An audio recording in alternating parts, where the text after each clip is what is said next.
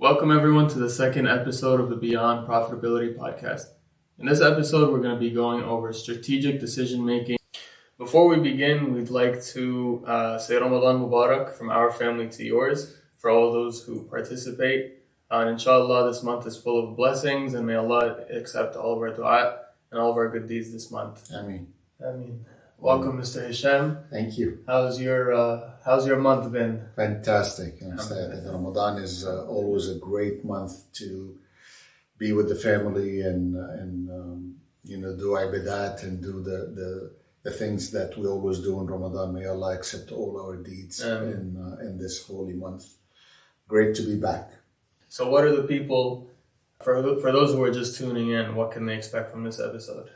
Well, today I think we need to zone in and talk about strategy, because strategy is a big topic, a little bit complicated. And in this episode, what we'll try to do is really how to simplify it to anybody that hears a lot about strategy, but he finds it or she finds it very difficult to understand. And for that, we will be talking about what are the great things about great strategies and what are the mistakes people do with strategies.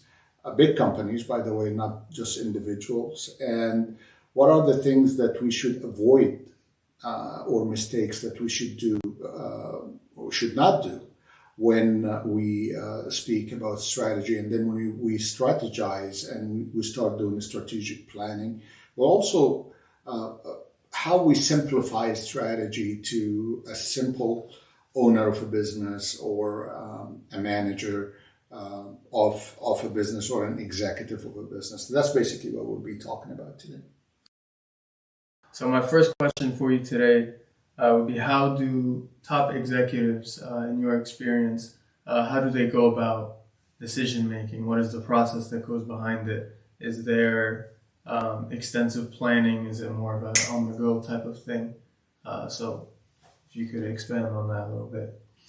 Oh, thank you. I think a strategy is never on the go. That's one thing I think to start with. Strategy takes time to plan and understand and pick the right strategy for the right vision. So let's first simplify what strategy is for people watching us or anybody that will tune in to this podcast.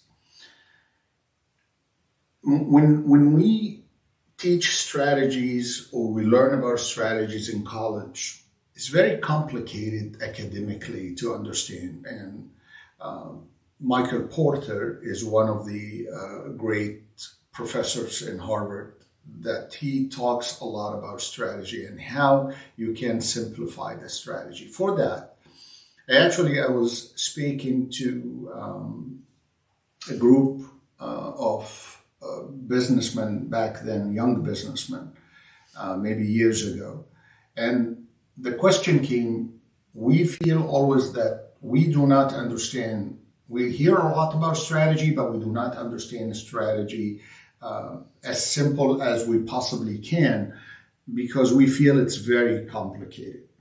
I went back that day and I actually created a model that simplify, I call it the house vision model. The model of if I have a vision, and this is how we simplify strategy, and we probably will show it on the screen. If you want to go home and your house is the vision that you want to reach from where you're at today, and you want to go home, your home or your house is probably the vision for you as an individual or for a company or for an executive. And I'm here today. So what will take me from here to my house? This is what we call the strategy. Is the road that will take me from my house to from where I am today to to my house. Is it one road? No, it could be different roads. And I want to give you an example. If you actually put your GPS on when you drive it, right? The GPS gives you mini routes, and it tells you this is longer, this is you have to pay tolls, this is the shorter in time, and it gives you the option to choose. So each one of those is a strategy. Will you willing to spend more time, but you don't spend money on tolls to go to your house? It's your choice. You want the shortest time, but you need to pay money for the tolls. That's another strategy. So if the house is your vision and the roads are the strategies, it's for you to pick which strategy will take you to your house or your home. So it is the way we get to our vision. So obviously, if I don't have a vision, I am in the middle of nowhere and I don't know where I am and how can I draw a strategy if I don't have a vision. So the first thing is I have the vision and then I have the roads. The roads are the strategies. Then you start taking one road that you decide that this is the best road to take me to my vision. In that, he is giving you an option to ride a car to go to your house. You have several cars to go to your house. You have you have a new one, and you have a Tesla. Which one you want to go with? We call this the mission. The car is the mission. The car that identifies who you are and what you do. If I see you in that car on any given day, I know it's you because that's your car. So the mission defines who you are as an organization or as a person. That car we call the mission. So far we said the vision is the house, the roads are the strategies, and then the car is the mission. And what about the GPS in the car? Stop here, make a right here. This road is congested, don't go there. We call that the values of the organization. So the GPS in that car serves as the values of the organization. What about after 10 miles, I stop and I reach a city on my way to my house? Then we call that a milestone. We reach a milestone. And between where I am to my first milestone, I am using the car that I chose, but with what speed? So the speed here, it could be fast, it could be slow.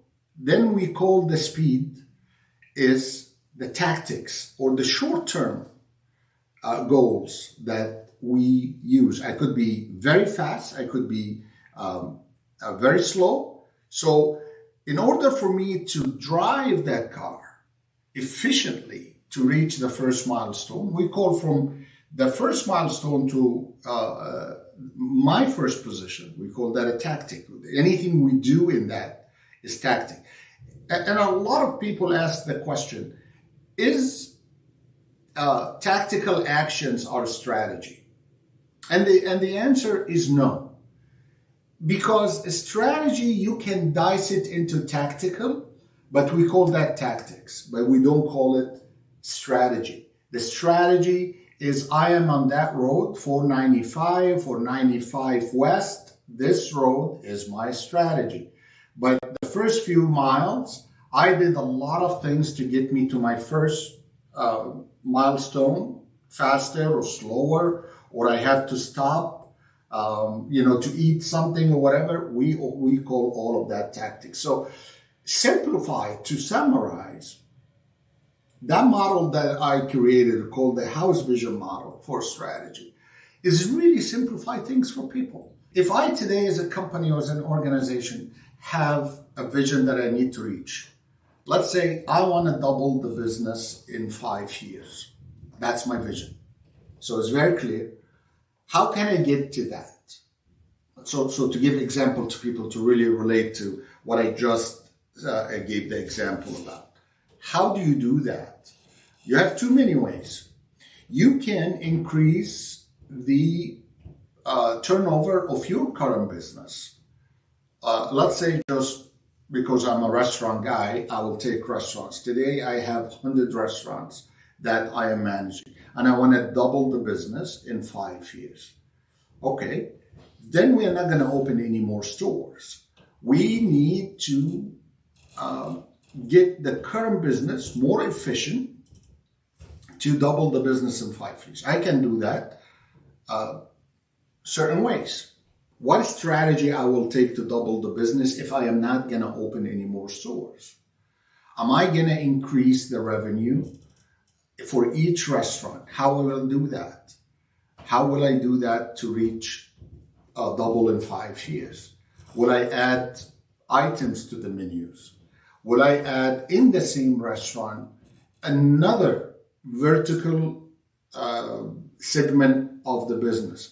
Today I'm only serving food, but should I have a juice bar inside my restaurant so I can actually have 20 or 30% more in my restaurants on the revenue side? You can do that.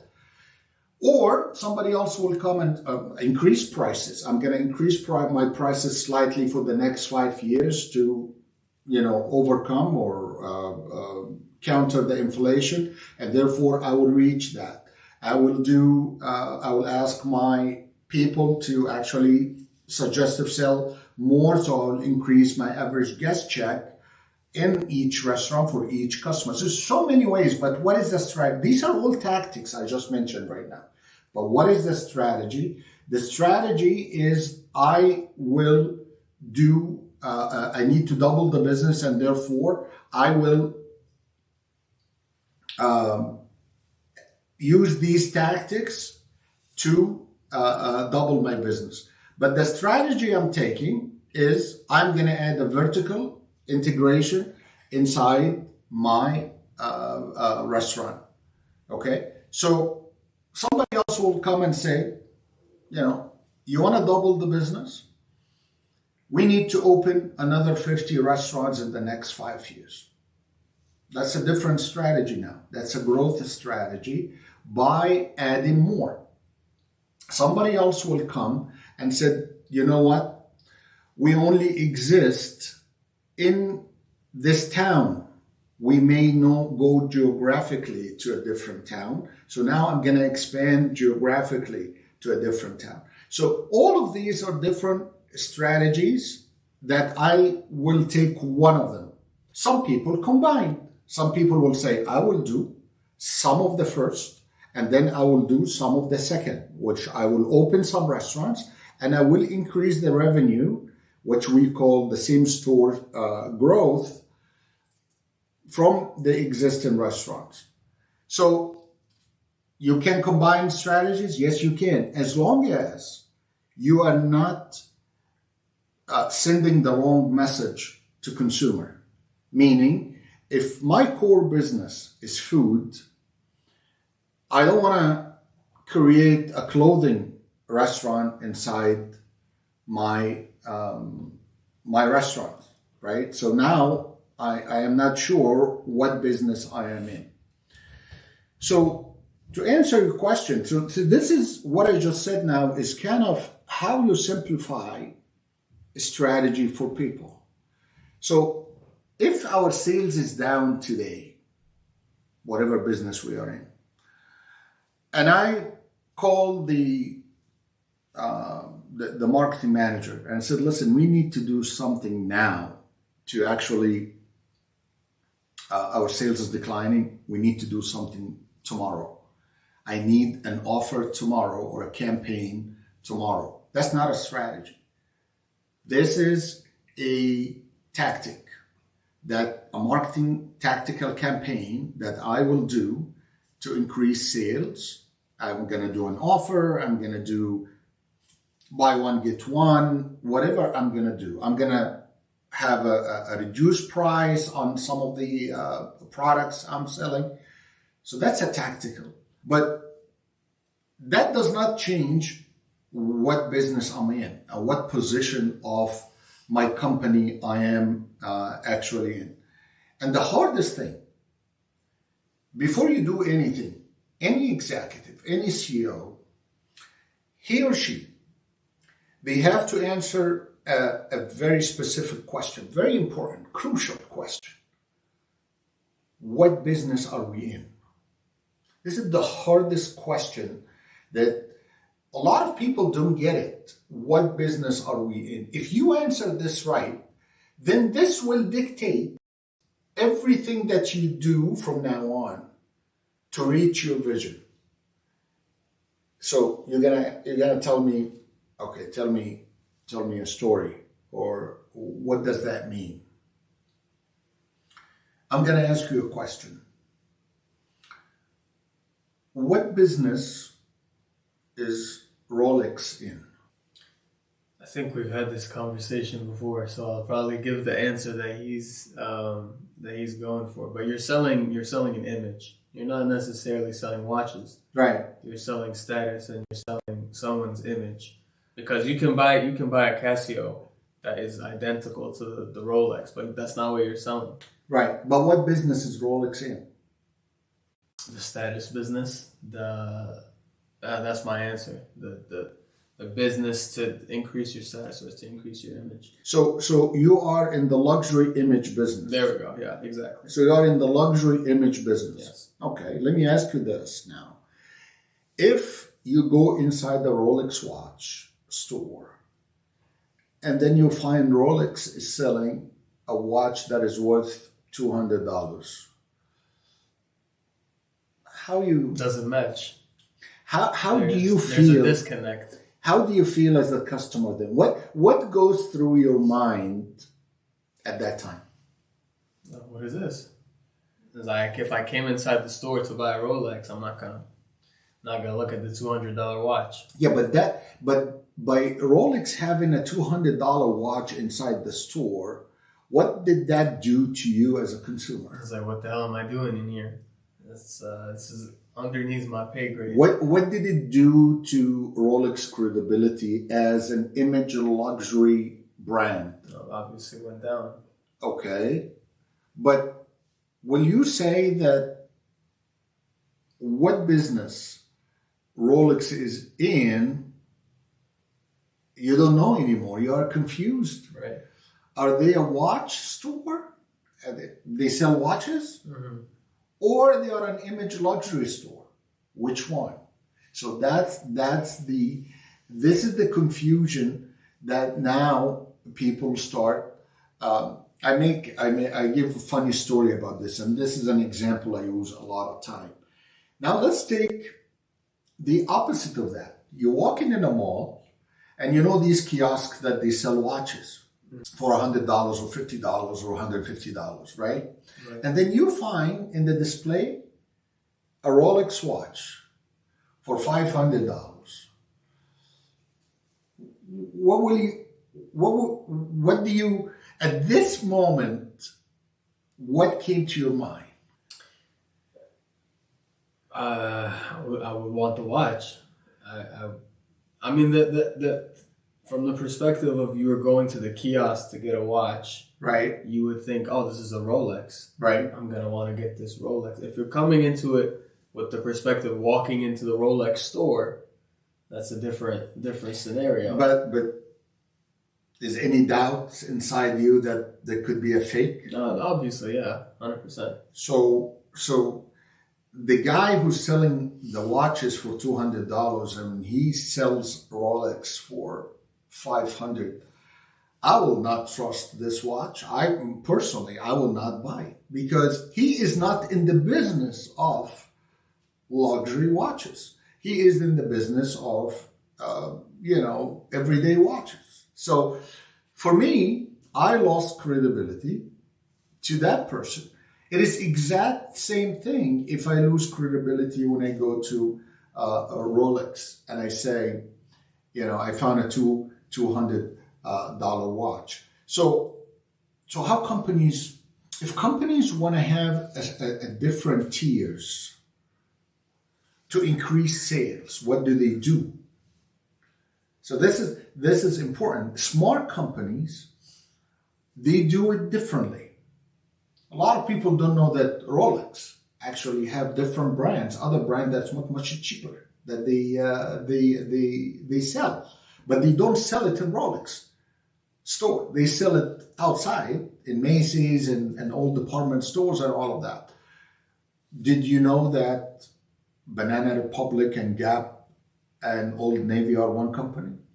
Did not know that, no. There you go. Why? Why do you think is that? Because Banana Republic in a business that is totally, the position of Banana Republic is totally different than Old Navy, totally different than Gap, right? And if you look at it, it's Banana Republic. Probably you pay high dollars for whatever you buy there. Then mid-level, you go to Gap, and then the kind of, the value brand is Old Navy. They cannot put a shirt in Banana Republic that is worth $10, but you can put it in Old Navy. However, they all under one umbrella, but all under different brands. And this is the idea of how smart companies do that. But if you mix things up, then you confuse the customer, then you will end up losing the credibility over time, because what business are you in extremely important. So as a new CEO going into a new company, what business are we in? This is the first question I have to ask. What business are we in? I managed different companies. Some, they were in the value positioning. You sell a lot, you sell kind of value price. Some were in the high end. You sell few items, but it's higher price. Rolex example. Maybe that Rolex store, they sell one a day, but that's enough for them to generate $25,000 or $20,000 per day for just one. While the guy who is selling $200 watches, he's probably needs to sell, 20, 40, 100 of them a day just to break even. So the question, how executives think, if they answer the first question right, then they have the vision, then they start drawing the strategy. The role of the executive is how you create harmony among these three: the vision, the strategies, and the positioning of the brand. You cannot make mistakes. The positioning has to match the strategy has to lead to the vision. Any discrepancy, or if you mess up in one of those, you will be in a chaos. I'll give you a great example. Years back, and I remember maybe in the 2000 something, KFC wanted to get into the business of healthy food. And they said, well, healthy at that time, there was a lot of people they want the healthy, they want the healthy lifestyle, and they cannot position the fried food as not healthy food. So KFC, to get into that, avenue of health or healthy food, they did a campaign and they decided to do grilled chicken. And they hired celebrities to advertise for it. But the campaign exactly was like this. The name of the campaign was Unthink KFC. Unthink KFC. KFC is a brand that you built for 50 years to get to where it was at that time. But when you come to me as a diehard fan of KFC, and you tell me unthink KFC, what are you telling me? What business are we in? You like it or you don't like it. We are in the fried food business, fried chicken business. And you know what? There are people loving it. If you want to eat healthy, go eat healthy somewhere else. I am not in the business to make you feel good that it is healthy or not healthy. KFC, the core business is fried chicken with the recipe, the original recipe of Colin Sanders, right? This is what the brand is all about. This gentleman who led that campaign, and I don't know who at that time, he was the reason that the brand declined so much in double-digit negative decline because unthink KFC. This is a major mistake that brand, like big brand, like KFC or Yum, they do mistakes. People do mistakes because they deviated from the business they are in. So once you answer the question of what business I am in, I know the vision. I can now draw the strategies. How can I reach in 5 years or 3 years or 4 years? And by the way, 20 years ago, strategies used to last for 10 years, 15 years.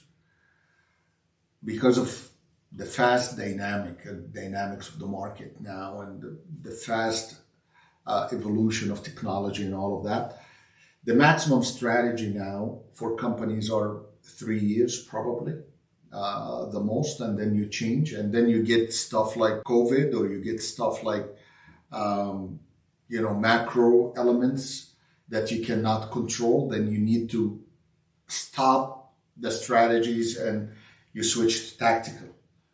And this is probably one of the things I want to tell everybody. The minute you have something like totally out of your control, it's survival mode in COVID. Strategies, you put strategies on hold. It is now survival mode. How can I survive to tomorrow? So you start doing a lot of tactical things that has absolutely nothing with the strategy. However, be very careful when you do that you do not dilute the DNA of the brand while you're doing this, to exit you from what business are we in.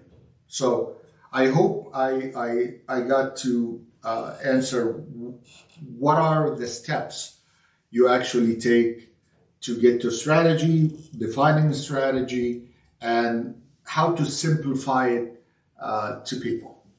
My next question is for the everyday, watcher/business owner.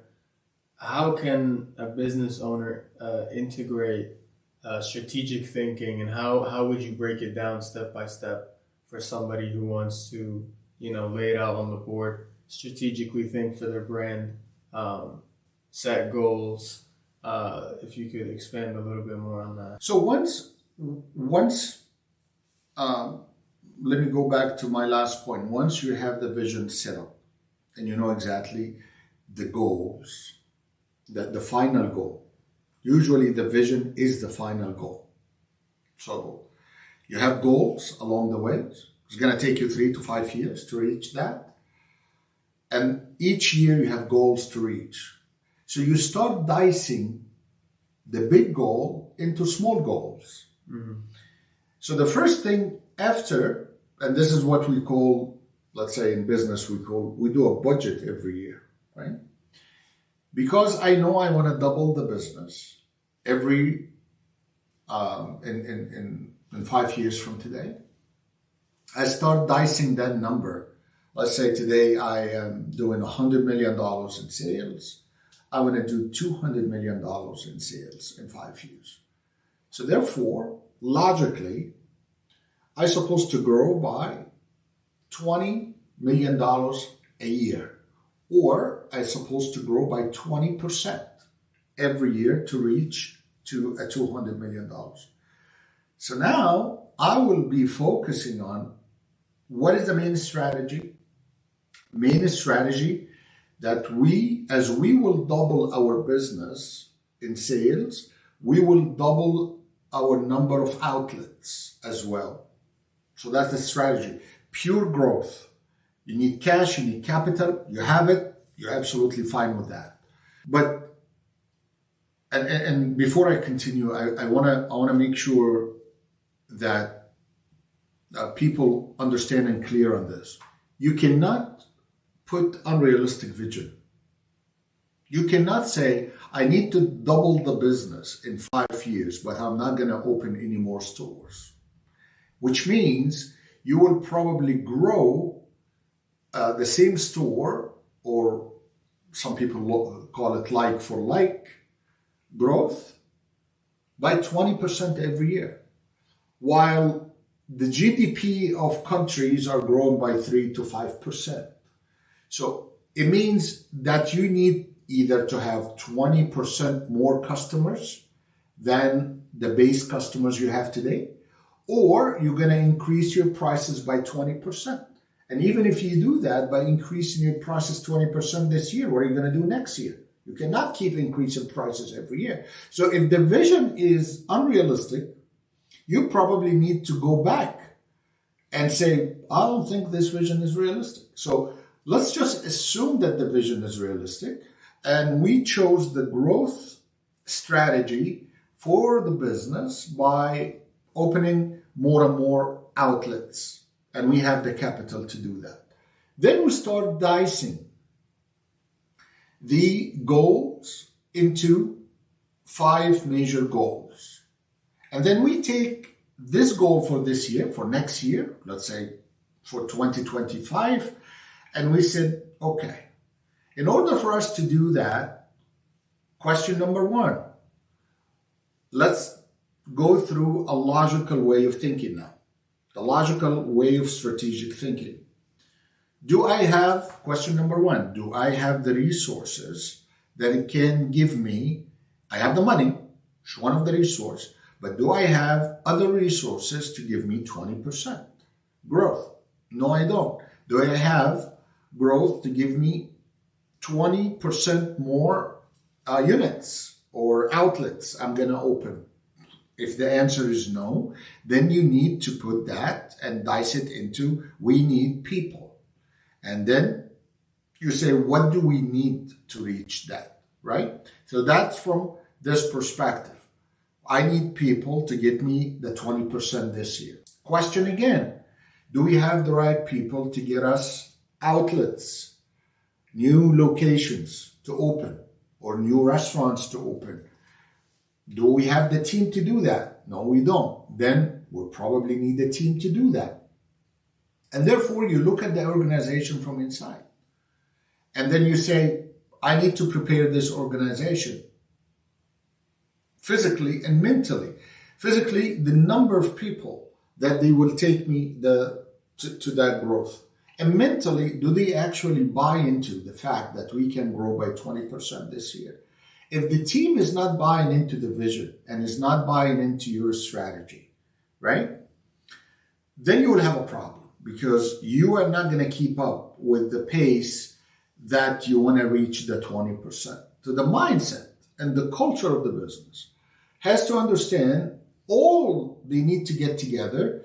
We need to understand that, yes, we can. This is what we need to do. So once you have the strategy clear, you have the resources set up, you have the money as a resource, then you start the execution. While you're doing all of this, the positioning of the brand that you're managing cannot be touched.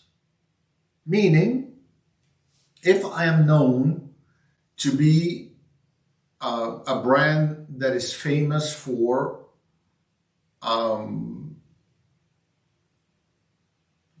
casual dining, I'm a casual dining brand. TGI Fridays or Chili's or Red Lobster or any of those, right?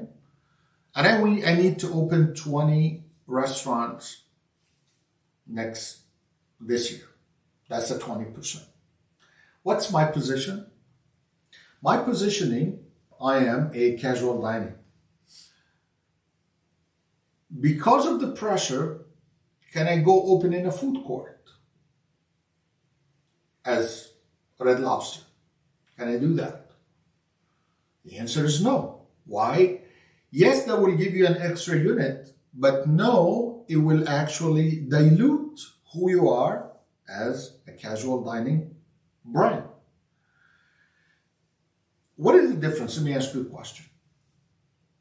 What is the difference between Shake Shack and McDonald's?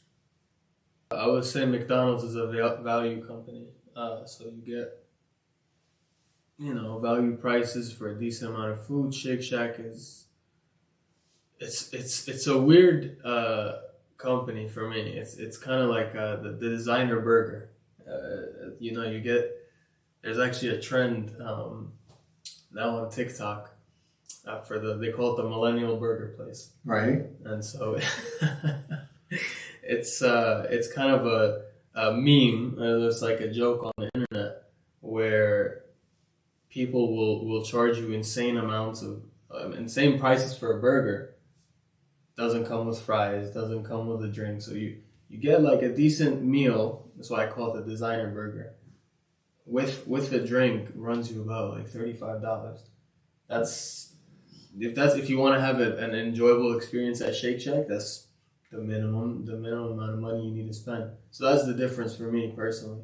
So if we translate what you just said into business sense, McDonald's is a fast food place. QSR, we call them, quick service restaurants.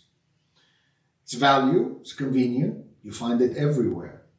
Shake Shack, they position themselves from day one as fast casual, not QSR. What is a fast casual? You're still serving yourself, you don't have table service, but exactly what you said. It's a little bit, the ambiance is a little bit upgraded. You feel you're sitting in a cool place. You don't get combo meals. There's no fries with your burger. There's no drink. You do everything separately. And because of that, you're a fast casual. How many Shake Shack you found in food court? I don't think I've seen any. Yeah, exactly. Think about if Shake Shack, now with that, opens in food court. What did they do to the brand? But don't you think, I think food courts now are a little different than they were 20 years ago.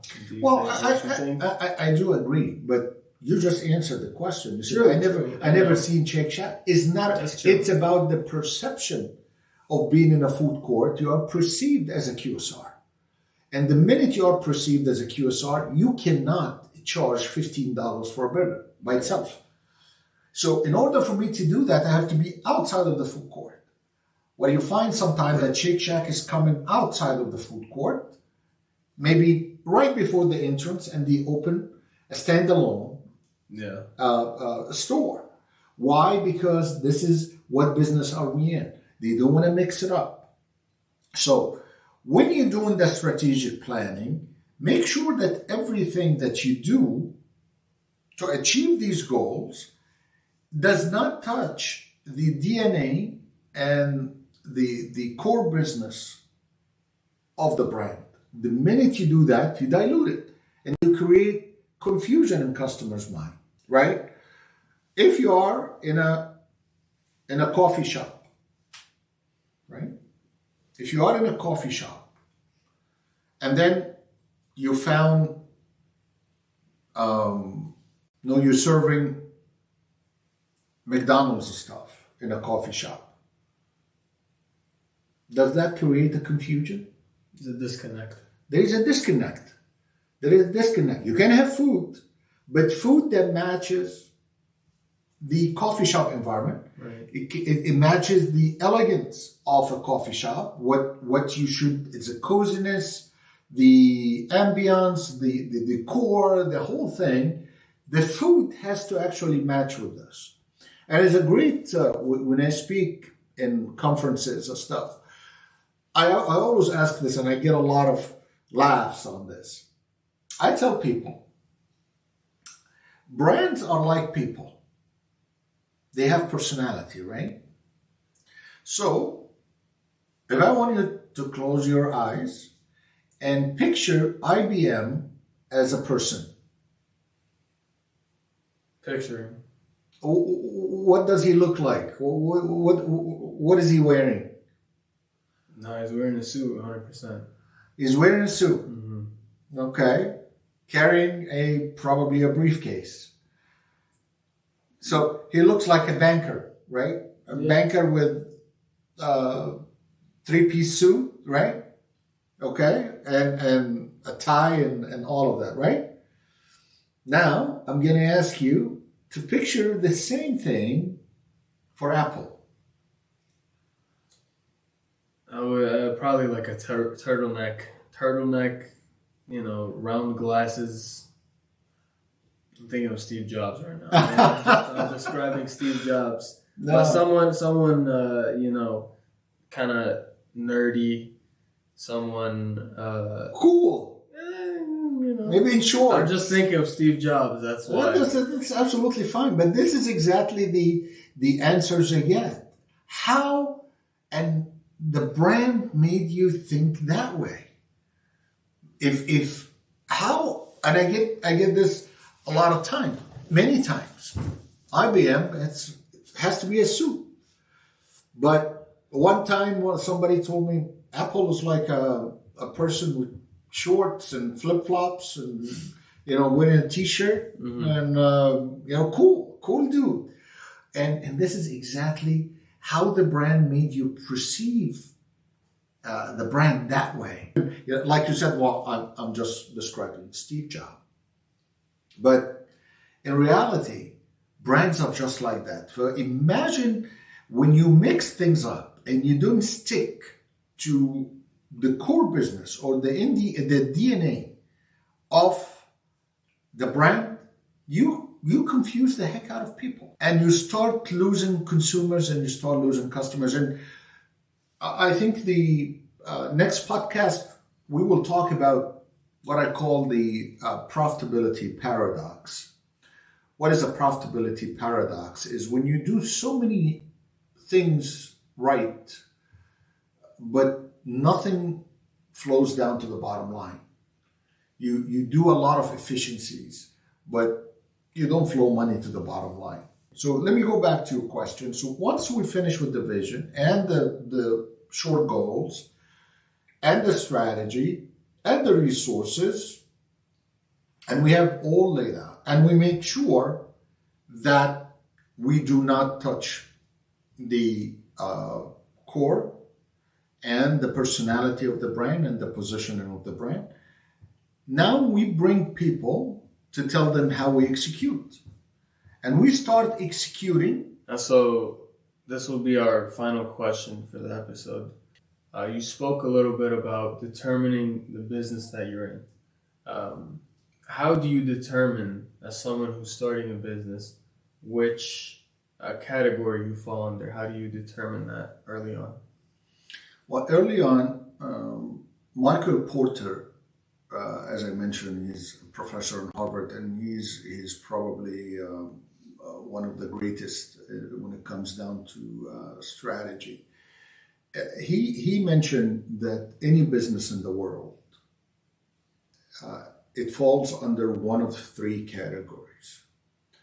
It's either cost leadership, or differentiation, or focus. What does that mean?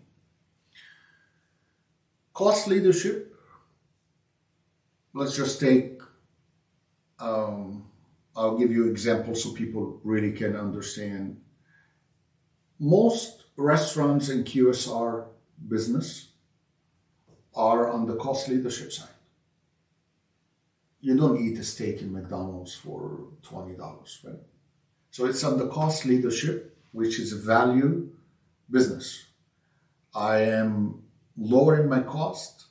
I am working on every dollar to lower my cost so I can pass that to you so you don't pay a higher price. Now, put any business in that category. It doesn't have to be a restaurant. It could be retail. It could be Old Navy.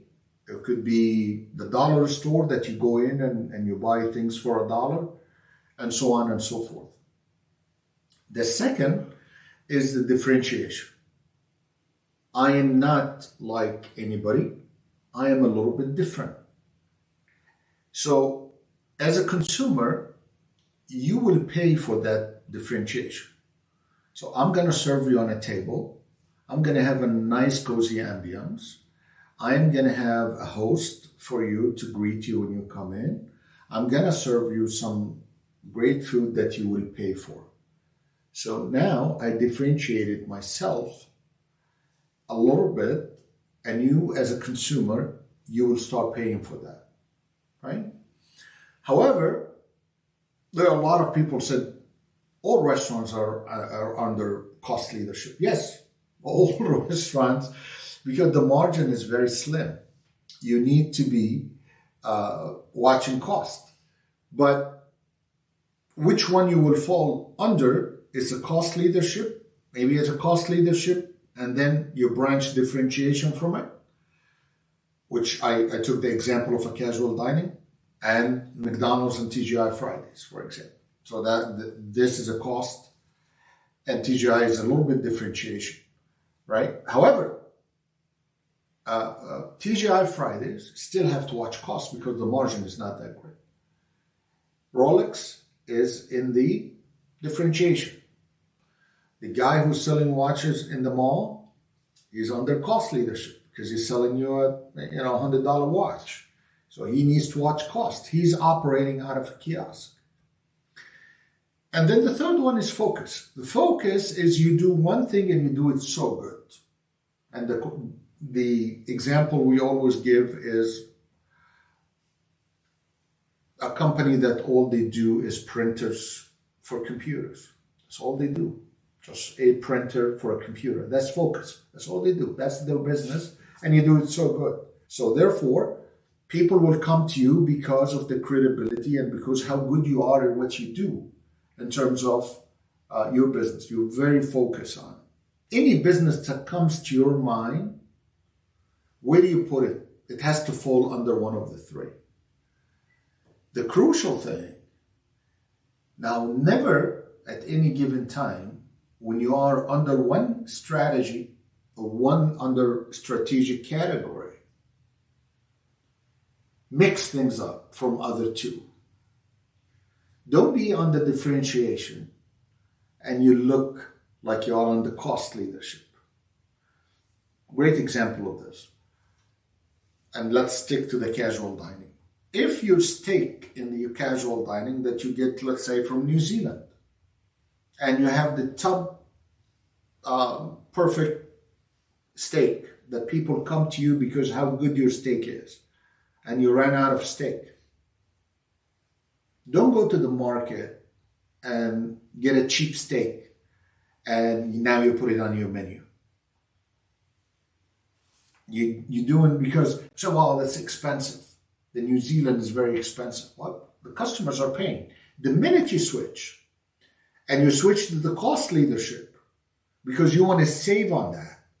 And I have seen that with my own eyes, where brands, casual dining brands, fell apart because they start doing that. And they lost customers and they ended up closing. So as long as you stick to what differentiation is, and don't do the mistake of Rolex and another watch for $200 inside the store, or the other guy who did the $200 but he put Rolex for $500. When you mix that, the first thing you will do is you will lose your customers because you will lose the DNA and you lose your credibility and you will lose your revenue and you will end up probably not doing well at all at the end of the day. So these are the three main categories. That's probably people can simplify things. When you get into your own business one day, choose one of those, then start strategizing on the strategies under that, but don't mix things up. All right. Well, that concludes today's episode 2 of the podcast. Thank you so much for the insight today. I think great discussion. I think everyone watching learned a whole lot. I personally did learn a lot. So tune in for the next episode.